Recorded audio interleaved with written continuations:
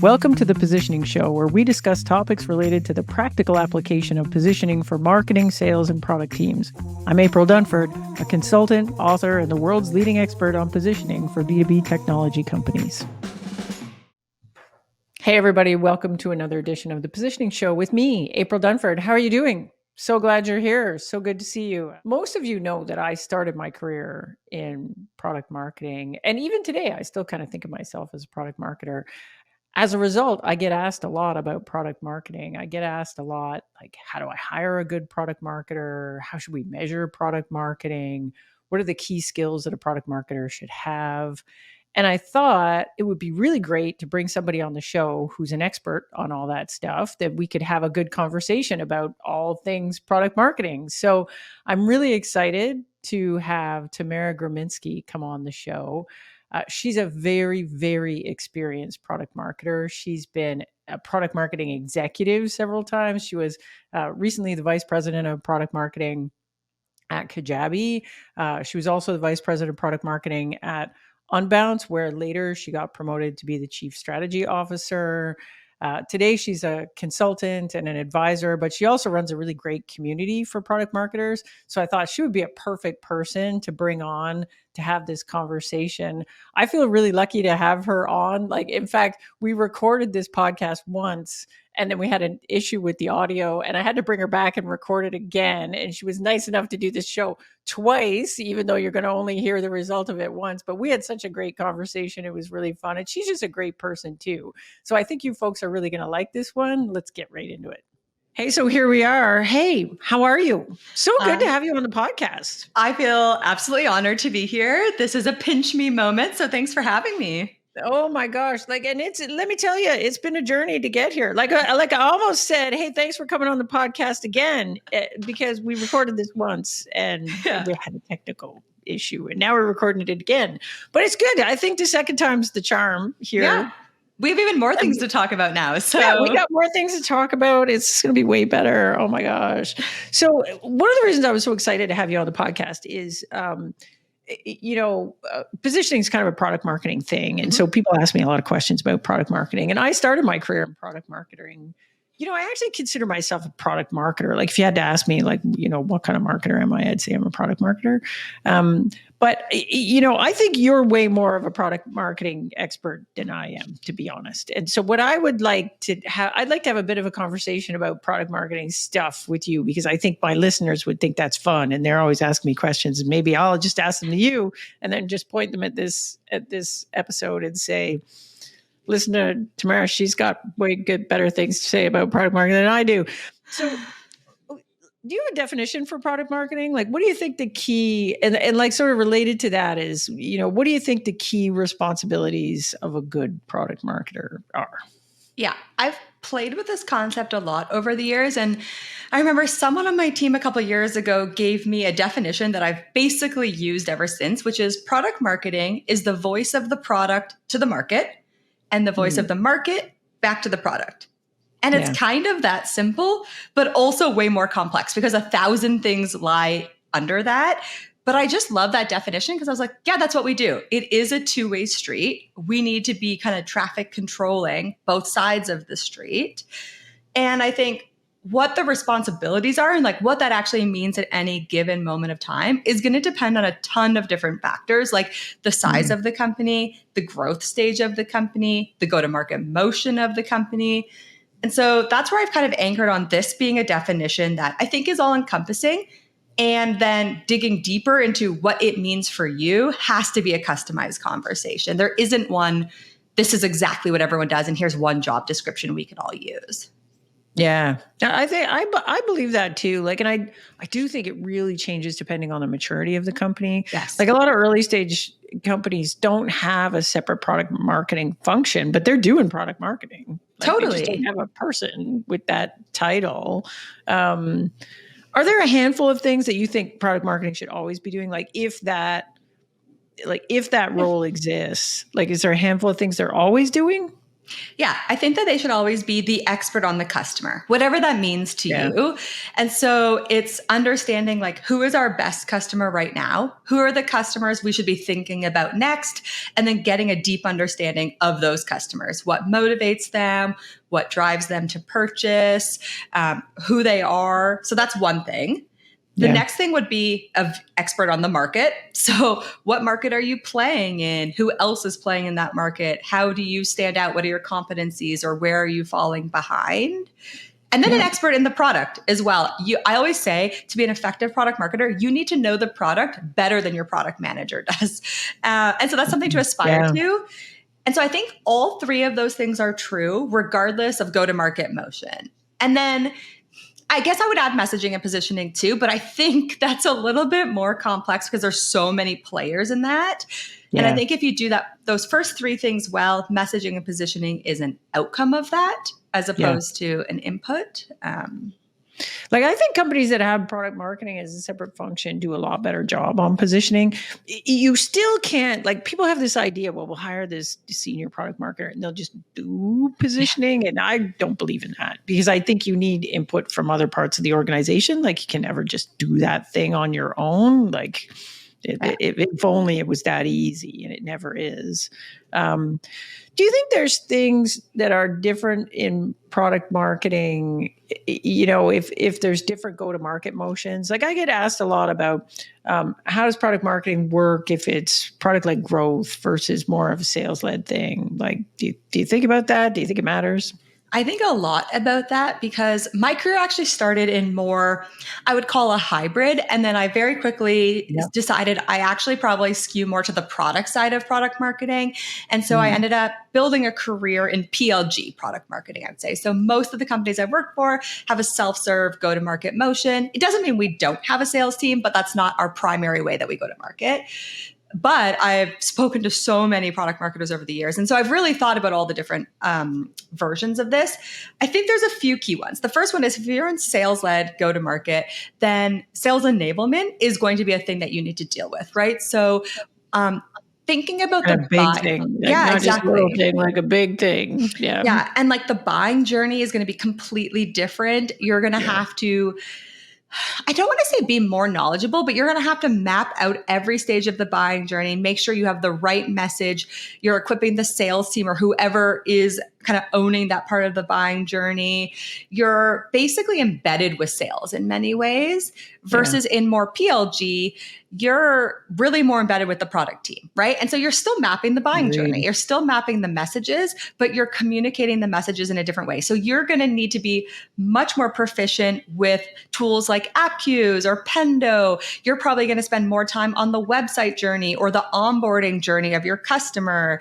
And I generally find that those folks are more embedded in the product teams. So those are the main differences. Yeah. For sure.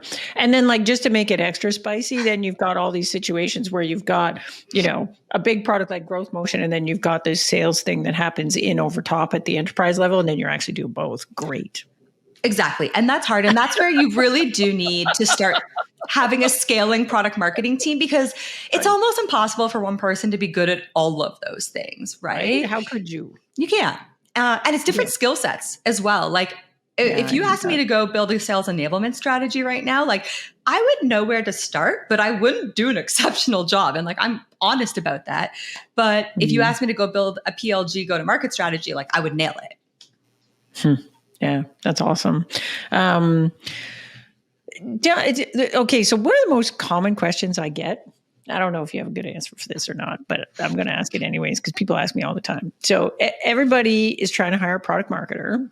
And so people come to me, they're like, you're a product marketer. How do we hire a good product marketer? Just tell me the secret. Where do I go? How do I find them? How do I recognize whether I've got one or not? Got any tips? As someone who's ran a product marketing team and had to do this? Yeah, I would say probably 75% of all of my hiring has always been through my network. So I would say tap into someone who has a good network. That's a first step. That's why they're calling me, unfortunately. Exactly. And then you send them my way, April. I got them. But No, actually, I think the first step to hiring a good product marketer is some self-reflection, because I see the number one place where people go wrong is they don't know what they're looking for. They just think, I need a product marketer. And so I always say, tell me not just a job description, because you're going to start to like Google things or have AI put it together, but list out for me the problems that you want this product marketer to work on. And then I'll tell you the shape of PMM that you need. Because if you need a product marketer who's going to help you understand your best customers, understand why they buy, drive customer behavior, that's going to be a completely different profile of a PMM than someone who's going to help you win against competitors and, enable sales teams, for example. So starting with the problems you want to solve and then starting to break out what competencies does that person need in order to solve those problems? And then kind of backing your way out that way. That's going to help you understand the level of PMM you need, the style of PMM you need, and then you're ready to go into your network. And the hiring market's pretty interesting right now. So I think even doing a LinkedIn post and sharing exactly what you're looking for, that's going to get people helping you on your search. But then send that JD over to some folks who are product marketers, who've been leaders or who have a pretty good network, and you're going to get some pretty good candidates, I think. Yeah. Yeah. And it comes back to that thing you were saying before, like the kind of product marketer that's working at these more sales led companies are going to look very different from these product marketers that have been really looking at trying to optimize PLG stuff. Like that's just such a different skill set. It's the same thing with marketing in general. Like it's no different than marketing in general. Like, the marketers come in all different flavors. And I think founders in particular are often disappointed to hear that. I think so. And I don't know why. No, it's true. And the other thing that I hear a lot is, so go-to-market motion, obviously important, but also size of business. So I hear a lot from folks who are founders or, senior execs at, let's say, a Series A or even maybe a seed stage. And they're saying, I want to have a product marketer from Apple or from Facebook or whatever it might be. And it's like, the reality is that's not going to be good for your business most of the time. That's a completely different style of product marketing than a startup product marketer. So also being realistic about who can do the job and what skills do I actually need is going to help set you up for success. So you might be able to hire that person who used to work at Apple, but they might not be successful in the first few months. And so it's really, you don't just want the cachet of a big brand on the resume. You want someone who actually has done the job. Like, show me what you did. You want someone who has the reps in and they can come and do it for you too. Yeah, exactly. It's funny too, because the founders will come and they have this idea that the big company people know this different thing. And it's true, they do know a different thing, but they're used to having so much support. Yeah. Like, these great teams all around them doing all the little bitty things, and then you come to a smaller company and that support structure just doesn't exist. And some of these big company folks don't make the transition very well at all. Others do. Like the thing is, like some folks come in and they just take to it like a duck in water, but other folks come in and they're like, why is everything so hard? It shouldn't be this hard. Or vice versa too. It's like, I always tell product marketers, I know this wasn't your question, but I always tell product marketers pretty early on in your career, I think you need to make a decision about the scale of business you want to be at.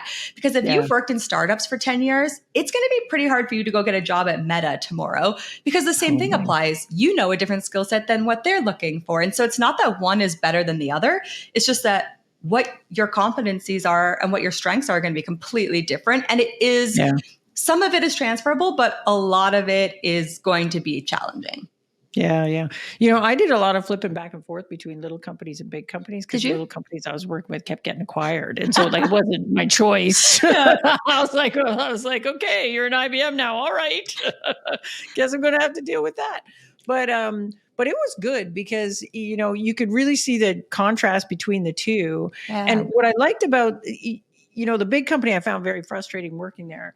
But what I liked about the big company is you could see what the perfect thing looked like. If you had all the money and all the resources and all the time, like this is what perfect would look like. And then often, in the smaller company, we were cutting corners we didn't even know we were cutting. Yeah. And so you go back to the small company and be like, I actually see what we're trying to do here. And I know what this would look like if it's perfect. So let's just startupify this little thing, but do it properly. I found it really good in the early part of my career to go back and forth. But then at one point I was just like, me and big companies, man, not really my thing. But Anyway, I want to switch gears a little bit because we were talking before we hit record on this about product launches. Yes. And you were talking about how, you guys launched a new podcast talking about product launches. So I'd like you to talk about that. But I also want to hear product launches, man. Let's talk about it. What's so hard about product launches? What do you want to talk about product launches? Yeah. I mean, I think you want to start? Product launches are hard. There's so much pressure on the idea of a product launch, and artificial pressure, I think, in some ways. I was going to say that. Why is there so much pressure? Why is that? Yeah. Does it come from the top? Is it the founders giving us pressure? Where's this pressure coming from? Definitely. I think it's the new thing. You're rolling it out and you don't want to mess it up. I think so. But I think what most people get wrong is it's not how you launch the product that really makes the difference. It's how involved you were ahead of the launch, right? And so for me, launch is not a moment in time. It's not a day. And this was really where the whole spirit of our show came from. So Jason, Andy, and I, we have this show. It's called Ready for Launch. And what happened was the three of us are friends, and we would just be hanging out and talking about product launches. We're kind of nerds. And we would be studying launches and just say, wow, I love what they did there. Or, wow, did you see they used that tactic or that technique? That seemed really effective.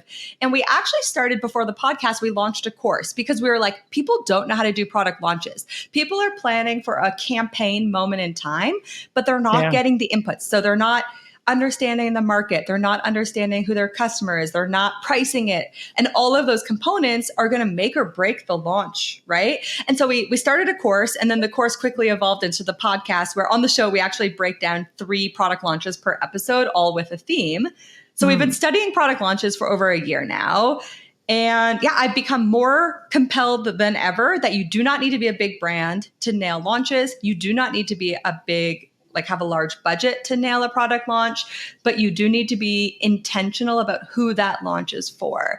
And I have a theory that who your product is for is not necessarily who your launch campaign should be for.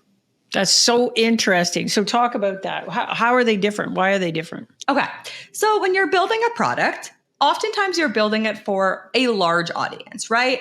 It could be that your whole customer base might use the product, or maybe several segments within your customer base might use the product. But that doesn't mean that they're all going to need it immediately, or that might be the first product they would buy from you, for example. Correct. And so a campaign, if we just think about what a marketing campaign is, a marketing campaign is a targeted advertisement, right? Whether you're actually using paid ads or not, it's a targeted campaign. Like a movie trailer is not designed for anyone on earth who could watch a movie. It's designed for the person who they think is going to go buy the movie tickets to go get the movie. And so I think of the product launch campaign as the same way. Who is this trailer for? If I try to speak to everyone, no one's going to like it. And so for me, one of the most important parts is really identifying who will be, the early adopters of this product, and who are we actually building this for? And so sometimes this creates a bit of friction between the product marketer and the product manager, because the product manager wants... I bet it does. Exactly. Okay.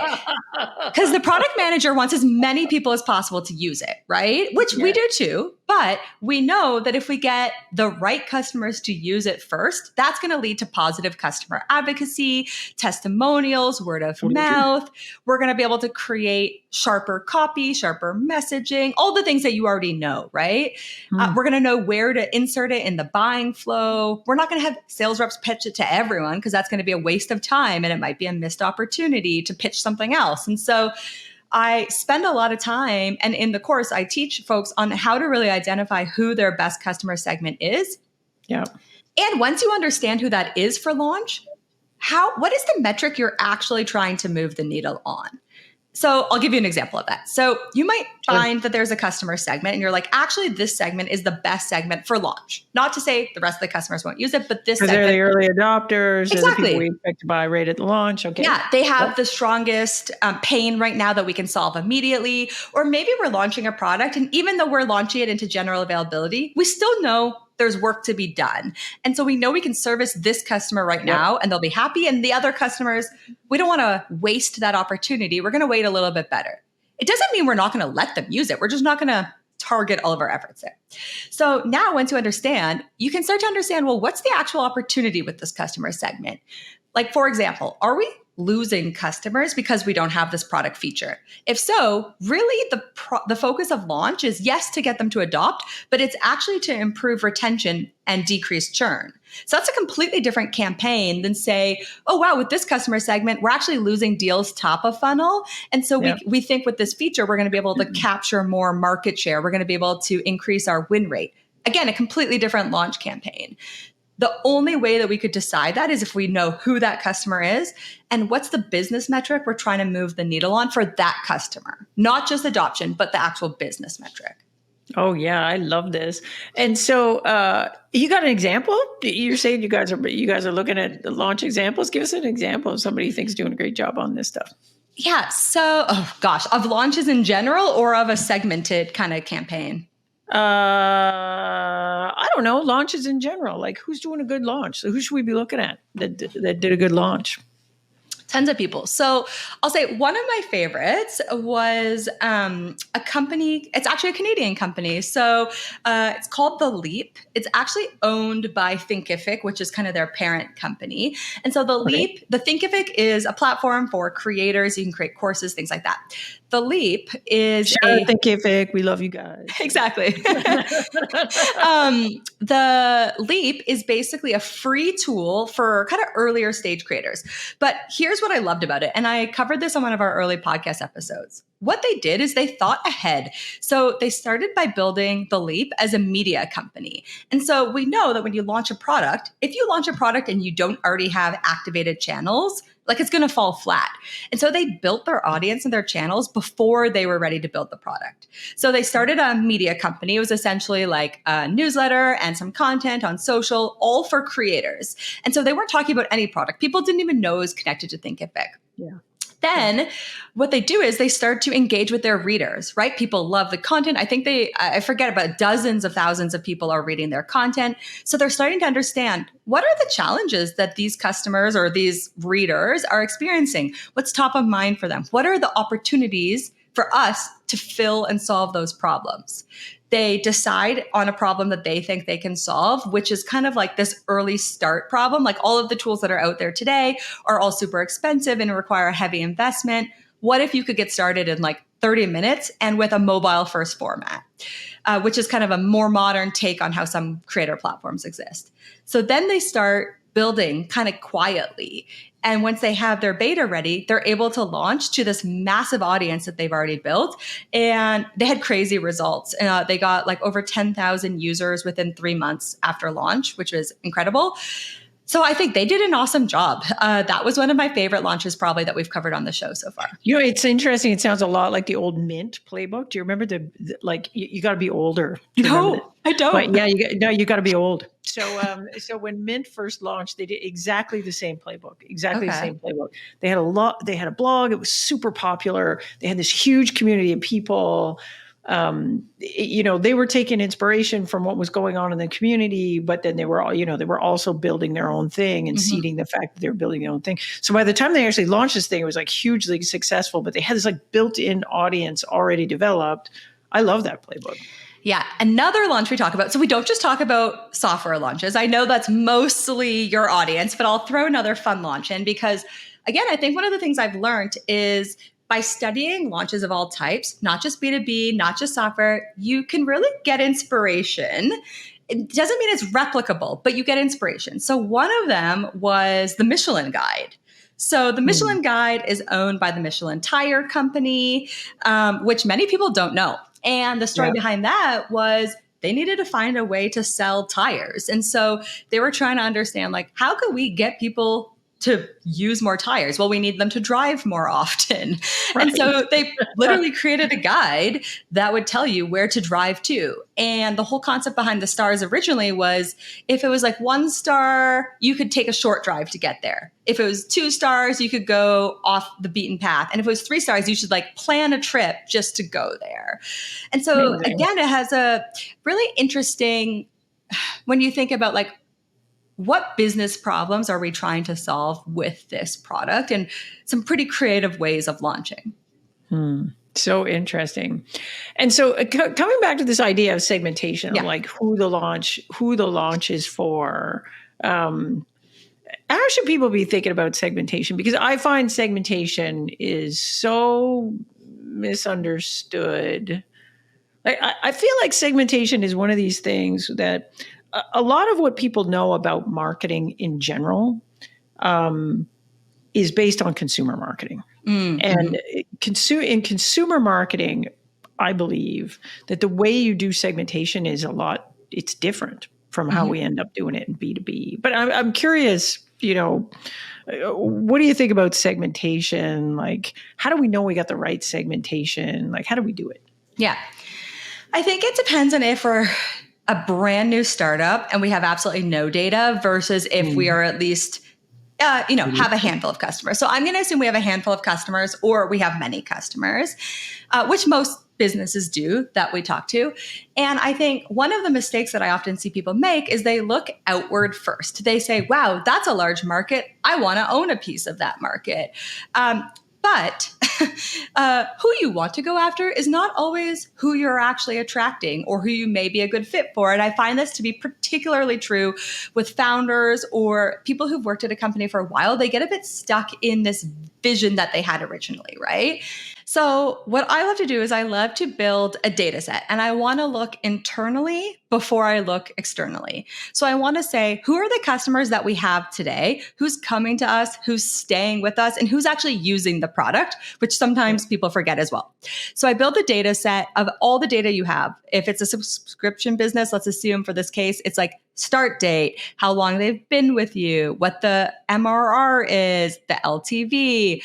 Then I'll add on product usage. So what products are they using or features? How deep are they using those features? And then any like firmographic or demographic information you have as well. So maybe vertical, company size, company revenue. It really depends on your business.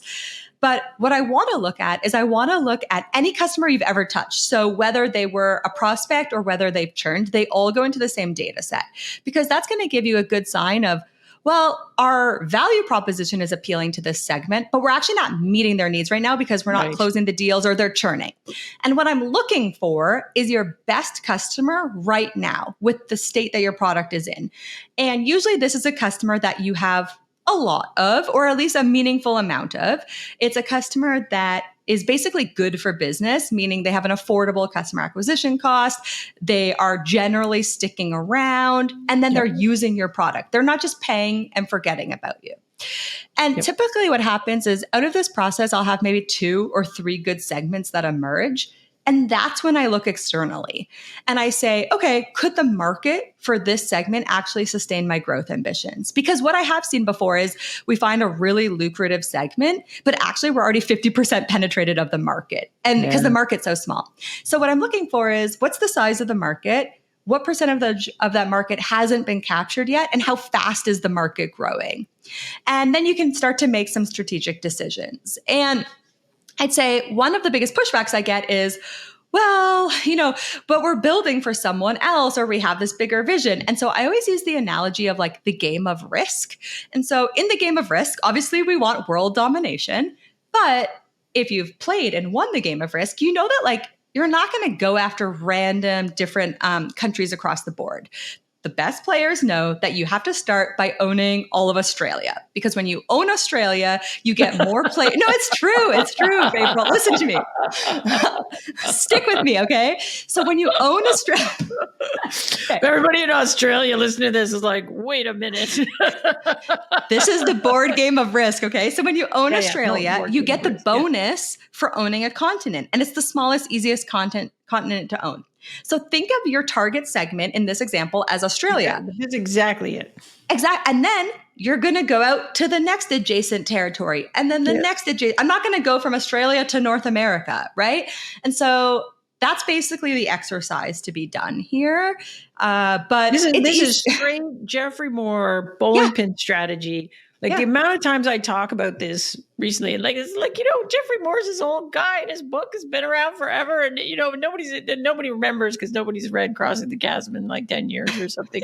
But I'm always drawing the bowling pins on the whiteboard and saying we got to knock over the first pin, and then we get to the 2 adjacent, and then we get to the ones behind that, and eventually we get to strike. Exactly. In B2B, it's critical. It's critical. Totally. Because you can't just go for the great big market. You'll never build enough traction in any one piece of it to make it meaningful. Yeah. And certainly not in today's market where we have smaller budgets than ever before, fewer resources. I think the companies that are doing well are the companies that can apply radical focus. And I mean, at the end of the day, that is what the product marketer's role is. It's to help them focus on the right customer segment, build the right message, and build the right go-to-market strategy. Yeah. So the other thing that, that goes with segmentation, whenever I'm talking about segmentation, is personas. Mm-hmm. And so I think people waste a lot of time on personas. And I know we had this conversation before, but what do you think? What do you think about? How do you think people get personas wrong? Like, what do you think people get wrong about personas? Yeah. I really don't like personas. I feel like I have an allergic reaction to them. And what I'll say is, I think it's the fictional element of it that I don't like. It's just like, how could this fake person be so applicable? And then people become overly fixated on it. So here's what I do like about personas. I believe that we need to all be speaking the same language internally. And so we need shared language. We need a shared point, like frame of reference. But I think the persona gets it wrong. And so what I actually build, and I recommend that the companies I work at build or my clients build, are segment profiles, is basically what I call them. Sure. And they're not fictional at all. They're basically like quantitative versions of the persona. So I want to know, okay, here's the segment. Here's how we're going to find the segment. Like, here's the targeting criteria. It has to actually be actionable. Like, if I was going to go out and like buy some ads for them, or I'm going to go choose the events that they're at, like, here's how I know, right? Exactly. Here's their preferred features, right? I'm going to list those. Here's the price point that they're willing to pay. Here's the leading value proposition and benefits that resonate with them. And here's the business metrics that matter for them, right? I think this is where someone gets it wrong too. It's like, you might have multiple personas or segments in a business. But again, going back to that first exercise we did, if you can't actually map the business metrics back to each persona, you could be wasting a lot of time and energy getting someone who might be easy to get, but is bad for business. And so I've seen folks like build segment profiles and then say, wow, I didn't realize that segment had such bad churn, or I didn't realize that CAC was so expensive for that segment. And so when we actually take like the quantitative view rather than, I don't even know, the fictional name and like where they go to get their groceries and like what podcasts they listen to. That's not cat people or dog people, exactly. Like all this stuff. And I'm like, dude, we're trying to sell software here. I don't care. Exactly. So and then I trust the marketing and sales teams to be able to execute on that data. We still need to know other things about the segments, but it doesn't need to live in a fictional persona. Yeah. Persona stuff. I don't know where we got so off the rails on that stuff, because I think some persona stuff is really useful, but other things I just think like, how did we get here where we're literally talking about cats versus dogs? And I'm like, who cares? Like, I've seen so many companies, they spend all this time and they're just lovingly creating these personas, and they sit in a deck somewhere and nobody ever goes back to them because there's nothing we can do with this information. Well, that's the other thing. It's like, it's a point in time versus one of the things I love about segment profiles and these business metrics is usually I'll build a corresponding segmentation dashboard. And the segmentation dashboard is a living, breathing thing, or it's something that I'm extracting the numbers from and putting in every month if I can't actually get it built in like our BI tool. But what I do is I actually take my product marketing team metrics and I anchor them back to the segment metrics. So I say, okay, what's our goal right now? Let's imagine we're in a PLG business and we're getting 5,000 trialers a month. Okay, what percentage of those trialers are actually coming from the segments we want? Now let's set a goal against that. Is it 40% today? Great. Let's increase that by 10%. Let's increase that by 20%. Yep. Maybe you see that you actually have a really great segment, like they're valuable, but for some reason, churn has increased for that segment. So maybe for the quarter, you have some churn initiatives against that segment, not against the whole base, against that segment. Well, now we track the impact to that every quarter or every month in that quarter. And all of a sudden, you're constantly going back to the segment profile. It's not this thing that's collecting dust, in a drive folder somewhere. Yeah, exactly. It's interesting because like I find in these, like I'm working with a lot of enterprise software companies, and so they've got these personas of like, these are the 10 people involved in getting a deal done. And again, there'll be all of this stress and focus and energy on here's the 10 personas, but then you actually get into a deal and there's only 2 that matter. Right? Like there's a persona that's championing the deal. And then sometimes what you have is this persona, which is the time waster. And this is the person that loves talking to your sales rep, and your sales rep will come back and go, oh, I got a deal cooking at Bank of Montreal. I talked to this guy for like 2 hours today. It's going to be amazing.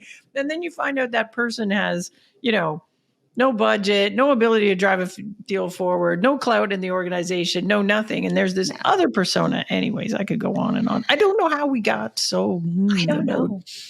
I don't know either. Yeah, but I think we can push it. Yeah, right. We'll start the movement right here. No more crappy personas. This has been great. Thank you so much for coming. Hey, where can people find out more about you and the stuff you're doing? Yeah, so I started a company. It's called PMM Camp. And basically, my goal is to help build strategic product marketers. So I have a newsletter that goes out every Sunday. That's a great place to start. PMMcamp.com. People can subscribe. Or otherwise, find me on LinkedIn. I'm always there. I love having conversations about these types of topics. And you can just send me a DM. We'll try to throw some links for that into the show notes of this podcast too. Thank you so much for joining. This was great. And I'm sorry I made you do it twice. But I loved it. To do it again. It was fun. 2 times the fun. Thanks for having me. Let's do it again. We'll do the third one. Like, why not? We're getting better at this. So, exactly. Yeah. Anyways, thanks a lot. Thank you.